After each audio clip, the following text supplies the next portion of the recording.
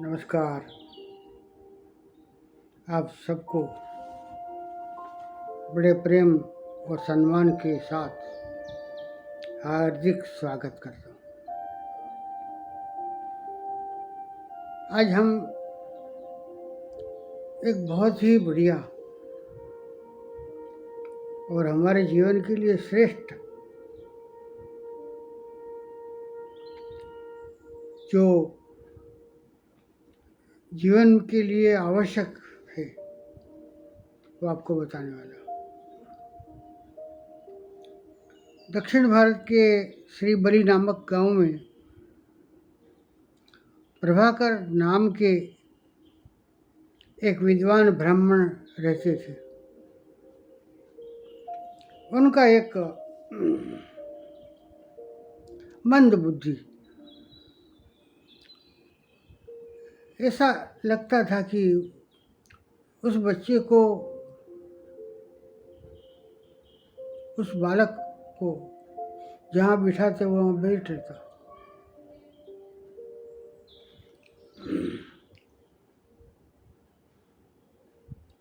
बहुत बड़ी उम्मीद के साथ उस बालक का जन्म हुआ था। माँ बाप को बहुत उम्मीदें थी, मगर जन्म होते ही वो कुछ बोलता नहीं था। ज्यों का त्यों, ऐसा कहे कि वो जड़वत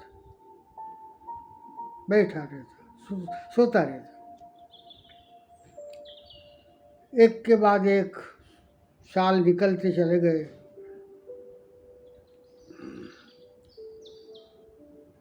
सोचा कि देरी से बोलेगा।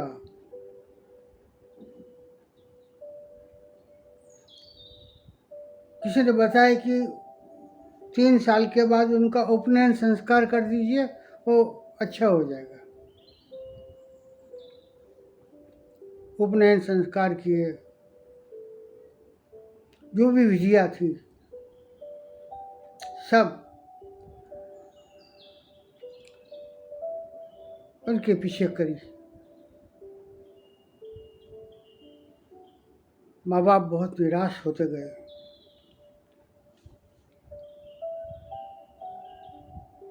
बचपन से ही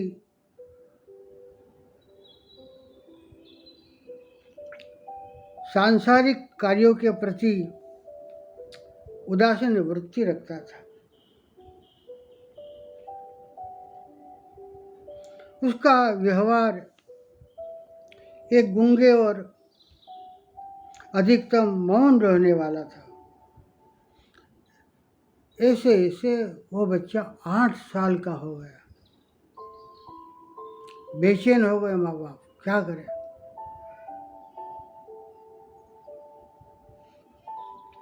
दोनों पति पत्नी बहुत चिंतित थे, परेशान थे। अब क्या उपाय किया जाए। तब उन लोगों के मन में आया कि इस बालक को कोई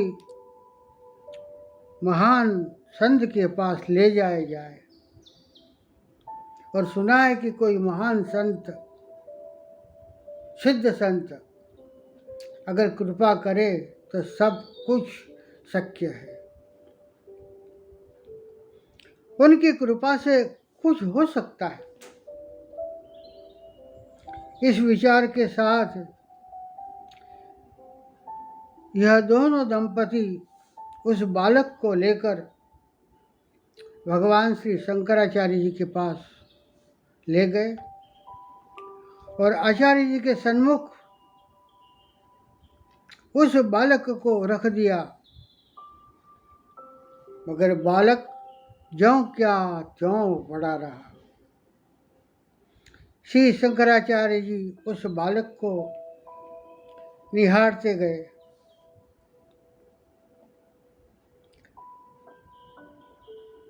कुछ क्षण के बाद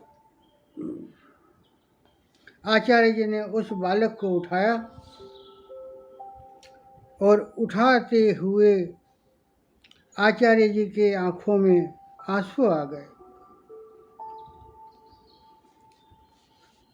आचार्य जी ने माँ के सन्मुख देखा। माँ दो हाथ जोड़कर उस संत के सामने नतमस्तक होकर बोला। माँ ने कहा, हे भगवंत, यह बालक सिर्फ एक बार मुझे माँ कहकर बुला दे, बस मुझे और कुछ नहीं चाहिए।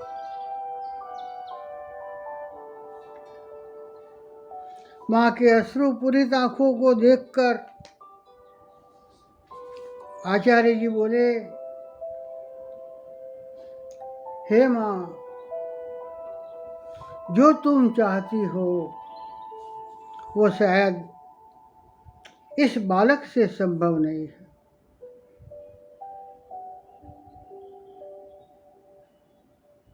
माँ ने कहा कि हे प्रभु, आप तो महान संत है, लोगों की इच्छाओं की पूर्ति करते हैं, और संत का स्पर्श भी अगर इस बालक को हो गया तो मेरा यह बालक मंगलकारी हो जाएगा। तो आप इस बालक पर आपकी कृपा दृष्टि करो। इस बालक की यह दशा किस कारण से हुई है? यह बालक 8 साल का हो गया, फिर भी जैसा का तैसा है। कृपा करके इस बालक का उद्धार कीजिए। मेरे प्यारे दर्शकों, यहाँ से अष्टामलक स्तोत्र की शुरुआत होती है। अगर आपको यह वीडियो पसंद आए तो ज़रूर लाइक कीजिएगा। हो सके तो अपने परिवार में, अपने संबंध में, मित्रों में शेयर करें। आपको अगर इस वीडियो से आनंद आता है तो कमेंट बॉक्स में जरूर लिखिएगा। आचार्य जी ने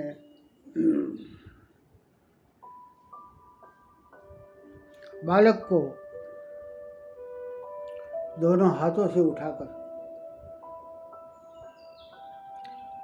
संस्कृत में कहा,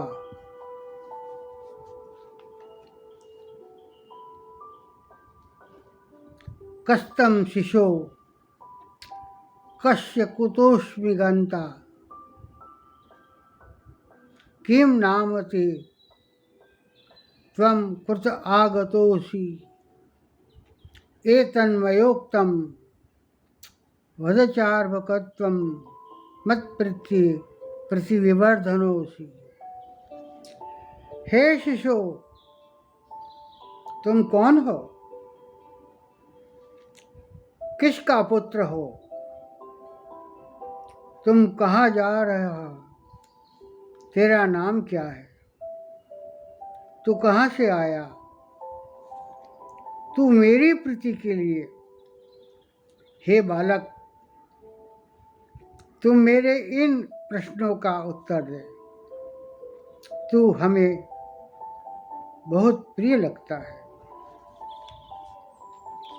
माँ ने सोचा, जन्म से अवाचक यह बालक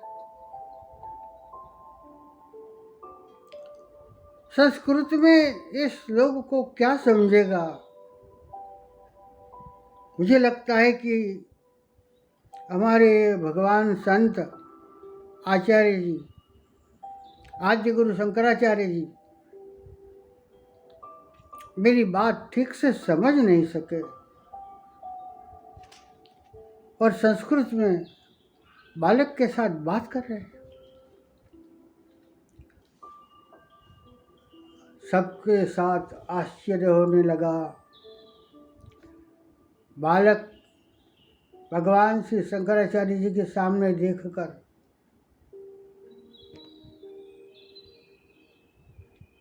बालक ने जवाब दिया, नाहम मनुष्यो न च देव यक्षो न ब्राह्मण क्षत्रिय वैश्य शूद्र न ब्रह्मचारी न ग्रही वनस्थो भिक्षुर्न चाहम निजबोध रूपम। भगवान शंकराचार्य जी ने जो 5 प्रश्न पूछे हमें अजीब लगता है, मगर ये 5 प्रश्न बहुत विचारणीय है, बहुत गहन है, क्योंकि वो तो बहुत महान संत थे। बालक बोलने लगा, मैं मनुष्य नहीं हूँ, देव या यक्ष नहीं हूँ, ब्राह्मण क्षत्रिय वैश्य या शूद्र भी नहीं हूँ, मैं ब्रह्मचारी गृहस्थी या वानप्रस्थ भी नहीं हूँ और सन्यासी भी नहीं हूँ, मैं तो ज्ञान स्वरूप परम पवित्र परमानंद रूप ब्रह्म हूँ। कैसी आश्चर्यचकित बात! ये कोई काल्पनिक कथा नहीं है, सत्य घटना है। आचार्य जी द्वारा पूछे गए 5 प्रश्नों हम सबको एक बार अपने आप से पूछना चाहिए कि मैं कौन हूँ, मैं कहाँ से आया हूँ, यहाँ से मैं कहाँ जाऊँगा। हम सब यह कुछ नहीं जानते, हम अज्ञात से आए हैं और एक दिन वापस अज्ञात में चले जाएंगे।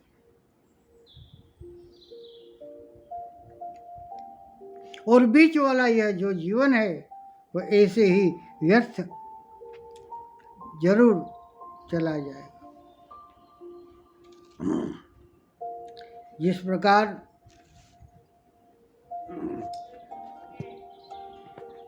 सूर्य इस संसार के सारे क्रियाकलापों को कारण है, उसी प्रकार मन और चक्षु आदि ज्ञानेंद्रिय की चेष्टाओं का आधार, परंतु समस्त उपाधियों से आकाश के समान रहित मैं सनातन निरंतर यानी शाश्वत सनातन विद्यमान रहने वाला वह ज्ञान स्वरूप आत्मा हूँ,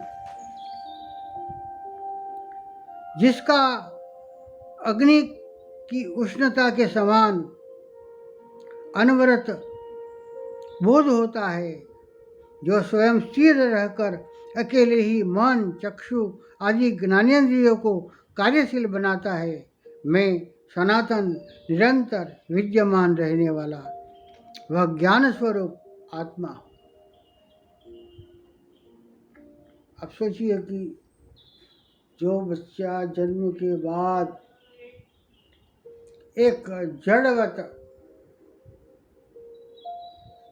कुछ भी बोलने वाला, माँ शब्द भी नहीं बोलने वाला, जब ज्ञान स्वरूप मौन रहकर कैसी तपस्या कर रहा हो। एक एक बात गहन से सोचने जैसी। कहते हैं कि मैं विद्यमान निरंतर हूँ, शाश्वत हूँ और मैं ब्रह्म हूँ। साक्षात्कार। जिस प्रकार मुख की छाया ही शीशे में दिखाई देती है, मुख के हटने पर कुछ भी दिखाई नहीं देता, उसी प्रकार चेतना भी जीव रूपी छाया में जैसे बुद्धि में प्रतिबिंबित होती है। मैं सनातन निरंतर विद्यमान रहने वाला वह ज्ञान स्वरूप आत्मा हूँ। जिस प्रकार शीशे के हटने पर छाया विलुप्त हो जाती है और अकल्पनीय मुख विद्यमान रहता है, उसी प्रकार बुद्धि के हटने पर जीव रूपी प्रतिबिंब रहित चेतना विद्यमान रहती है। मैं सनातन निरंतर विद्यमान रहने वाला वह ज्ञान स्वरूप आत्मा।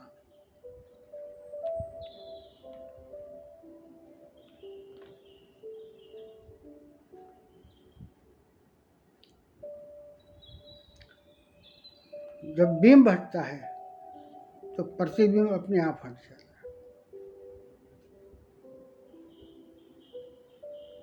तो ये जो बात है मैंने आपको पहले बताई थी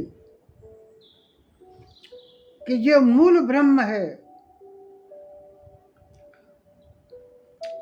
यह अधिष्ठान के अंदर बुद्धि के ऊपर सिर्फ अपना प्रतिबिंब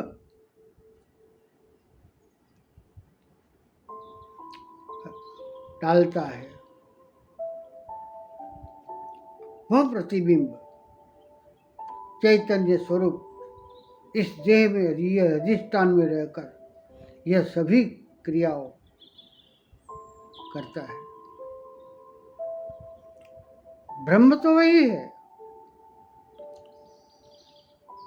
सिर्फ उनका प्रतिबिंब। तो जब बिंब अपना स्थान छोड़ देता है तो फिर प्रतिबिंब कहाँ रहेगा।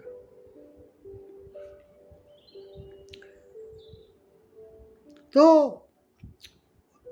उसी प्रकार बुद्धि के हटने पर जीव रूपी प्रतिबिंब रहित चेतना विद्यमान रहती है। मैं सनातन निरंतर विद्यमान रहने वाला वह ज्ञान स्वरूप आत्मा मान चक्षु आदि ज्ञानेंद्रियों से रहित, मन चक्षु आदि ज्ञानेंद्रियों का भी मन चक्षु आदि ज्ञानेंद्रियों के लिए अगम्य है। मैं सनातन निरंतर विद्यमान रहने वाला वह ज्ञान स्वरूप आत्मा हूँ। और जिस प्रकार एक सूर्य अनेक सरोवरों में अनेक रूपों में दिखाई देता है, उसी प्रकार जो एक स्वयं प्रकाशित शुद्ध चेतना स्वरूप और नाना बुद्धियों में प्रकाश हो स्वरूप हो। जिस प्रकार सूर्य का प्रकाश अनेक आँखों को प्रकाशित करता है, अनेक बुद्धियों को एक साथ प्रकाशित करता है, मैं वह ब्रह्म हूँ।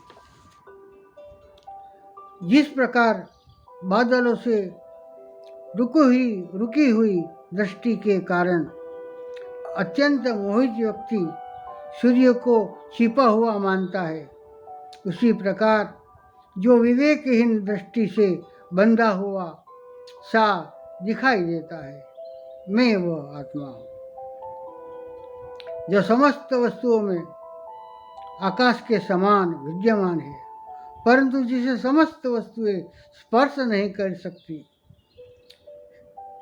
जो शुद्ध सत्य ज्ञान स्वरूप है, मैं वह ब्रह्म हूँ। जिस प्रकार मणियों में भेद है, उनके आकार प्रकार के कारण होता है, वस्तुतः नहीं, उसी प्रकार आप में बुद्धि की भिन्नता के कारण ही दिखाई देता है। जिस प्रकार जल की चंचलता के कारण अनेक चंद्र प्रतिबिंबित होते हैं, चलायमान दिखते हैं, उसी प्रकार हे सर्वव्यापक प्रभु, आप में भी चंचलता प्रसिद्ध होती है। यह पूरा हस्तामलक स्तोत्र 14 श्लोक में है, जो उसका भावानुवाद एक के बाद एक 14 श्लोक का भावानुवाद मैंने आपके समझ बताया। आपने ये 14 श्लोक में देखा होगा कि आध्यात्मिक साधना की दृष्टि से अत्यंत महत्वपूर्ण है।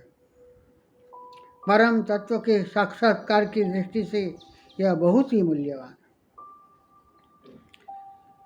यह जो दिखाई देता है वह स्थूल शरीर है, इसके अंदर एक सूक्ष्म शरीर है और एक इसके अंदर इस अंदर कारण शरीर है।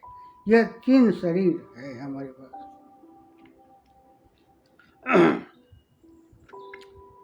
यह तीनों धारण क्यों किया है? स्थूल शरीर पंचीकृत है, सूक्ष्म शरीर अपंचीकृत महाभूतों से बना है,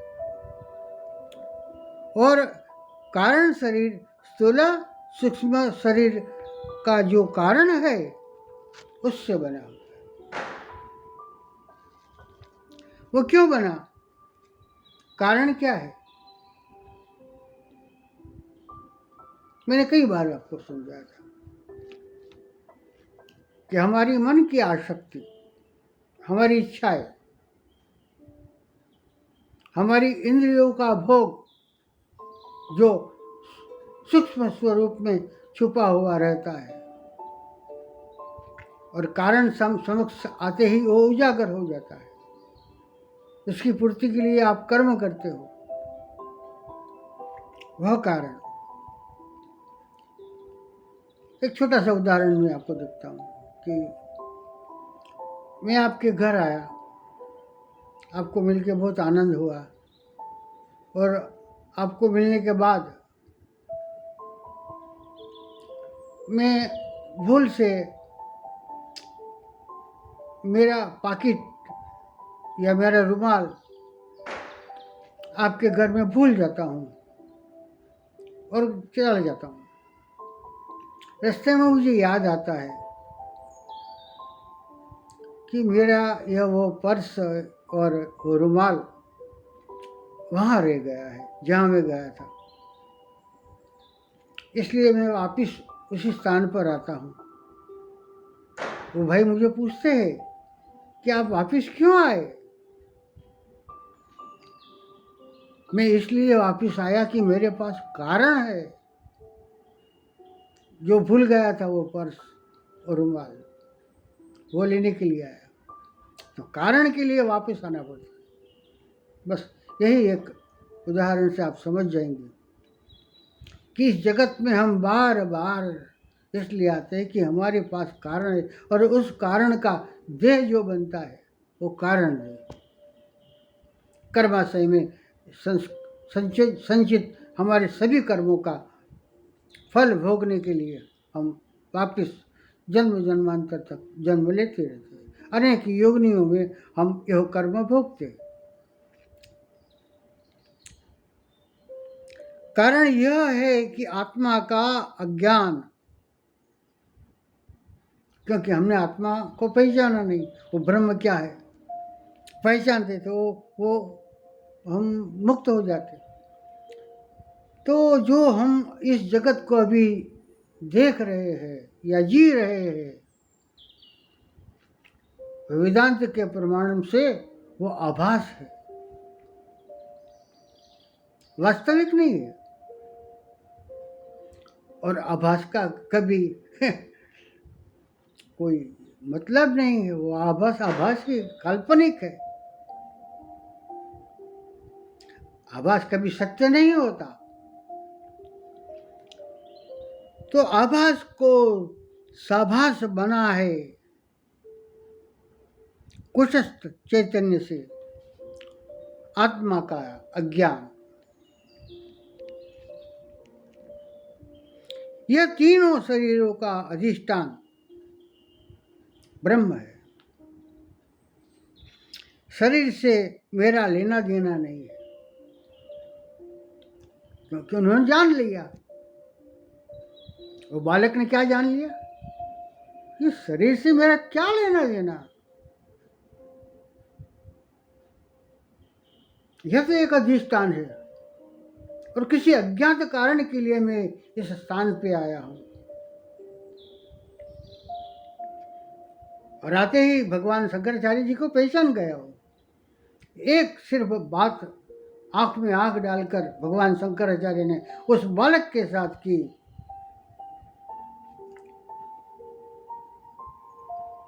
पूरा अस्तित्व ब्रह्म का भगवान श्री शंकराचार्य जी ने उस बालक में देख लिया, और माँ को बोल दिया कि हे माँ, ये बालक आपके लिए कोई कारण नहीं, आपके लिए नहीं है।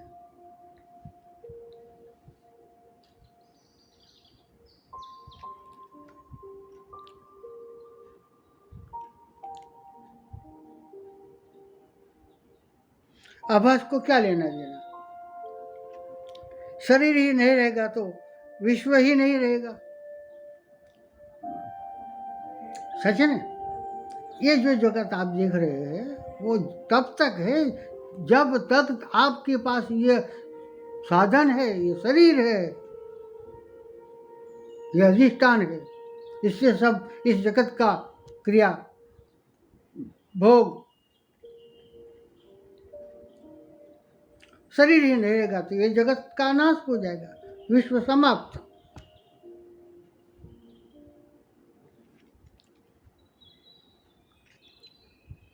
अपने स्वरूप को पहचानना है। कैसे पहचानोगे? इसका साधन है योग। योग जब मैं बोलता हूँ तो उसका दो प्रमाण है। एक योग तो जो शरीर से हम क्रियाएं करते हैं, हम हमारे अंग उपांगों को व्यायाम करते हैं, वो एक योग है। और दूसरा योग है एकाग्र भूमिका में हमारे चित्त को ले जाना। योग चित्तवृत्ति निरोध।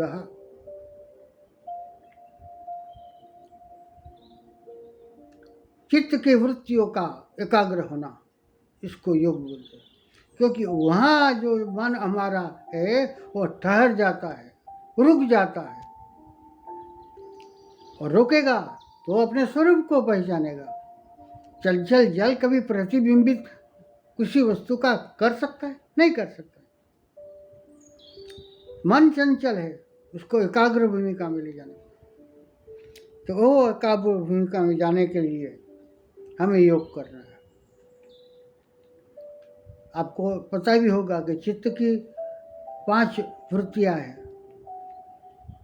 क्षिप्त, विक्षिप्त, मूढ़, एकाग्र और अंत में निरोध।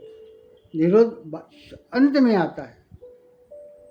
तो एकाग्र ये भूमिका है उसकी, और एकाग्र भूमिका में जब आएंगे तब निरोध भूमिका में तक पहुंचेंगे। तो एकाग्र भूमिका से निरोध भूमिका तक जाने का जो रास्ता है वो थोड़ा साधना वाला है, सतत साधना। क्योंकि शुरुआत में जो 3 भूमिकाएं मैंने आपको बताई, क्षिप्त, विक्षिप्त और मूढ़, वो तीनों योग मार्ग के लिए कुछ काम करें। प्राणायाम, अष्टांग योग, सब मिलाकर यह योग में एकाग्र भूमि तक हम पहुंच सकते हैं। तो मैं आशा रखता हूं कि आप सभी उस एकाग्र भूमिका में जाकर उससे पहचानने का प्रयत्न करेंगे। मुझे लगता है कि आपको मेरा ये वीडियो पसंद आया होगा। पसंद आए तो ज़रूर आप लाइक करना, और नए जो दर्शक हैं वो सब्सक्राइब जरूर करना। कैसा लगा, आपकी कोई क्या राय है, आप मुझे बता सकते हैं। फिर से आप सभी का स्वागत करता हूँ और नमस्कार करता हूँ। सद्गुरुनाथ महाराज